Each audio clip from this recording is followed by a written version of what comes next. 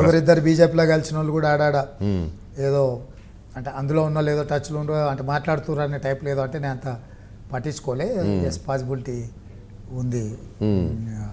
కానీ అంటే ఇప్పుడు తెలంగాణలో రేవంత్ రెడ్డి కాంగ్రెస్ పార్టీ ఎడ్డడిపై రేవంత్ రెడ్డి ముఖ్యమంత్రిగా ఉండటం వల్ల గెలిచి అధికారంలో రావటం వల్ల మీ గురువు గారికి అంటే చంద్రబాబు నాయుడుకి కూడా కొంచెం ఊపిరి పీల్చుకునే పరిస్థితి వచ్చినట్టు అనేది ఒక అభిప్రాయం. కరెక్టేనా?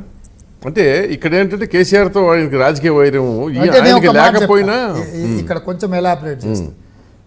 కర్ణాటకలో కాంగ్రెస్ గెలవడం వల్ల తెలంగాణలో కాంగ్రెస్ శ్రేణులకు ఒక ధైర్యం వచ్చింది, మనోధైర్యం అంటారు.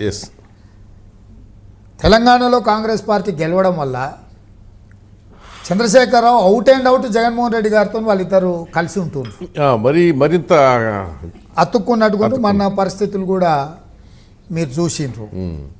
అంటే మరి నేనేమైనా అటెండ్ చేయలేకపోయినామో లేకపోతే ఏమైందో అంటే చెప్పొచ్చో చెప్పకూడదో నాకు తెలియదు. కానీ సహజంగా ముఖ్యమంత్రులు అయితే పక్క రాష్ట్రాల ముఖ్యమంత్రులు కర్తసీ కన్నా ఫోన్ చేస్తారు. మరి జగన్మోహన్ రెడ్డి గారి నుంచి అయితే నాకు ఫోన్ కూడా రాలే. అంటే అది మీరు అవ్వటం ఇష్టం లేదంటే అది నాకు తెలియదుగా. అంటే మరి వాళ్ళకి ఇప్పుడు సహజంగా మేమిద్దరం కూర్చొని పరిష్కరించుకోవాల్సిన సమస్యలు ఉన్నాయి కదా, ఇవాళ రేపు వస్తాయి. అంటే 2 నెలలు కదా నేను పరిష్కరించుకుని అనుకున్నట్టున్నాడు. ఇప్పుడు ఉమ్మడి రాష్ట్రంలో పరిష్కరించుకోవాల్సిన సమస్యలు అయితే ఉన్నాయి కదా. కరెక్టే.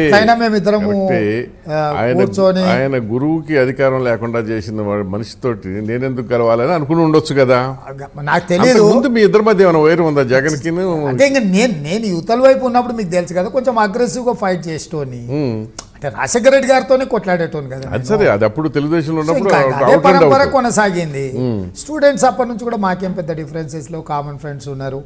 ఎప్పుడైనా కలిసేది పలకరించుకునేది. అంటే పర్సనల్ గా మా ఇద్దరి మధ్యలో ఎందుకంటే మీరు ఢిల్లీలో ఇచ్చిన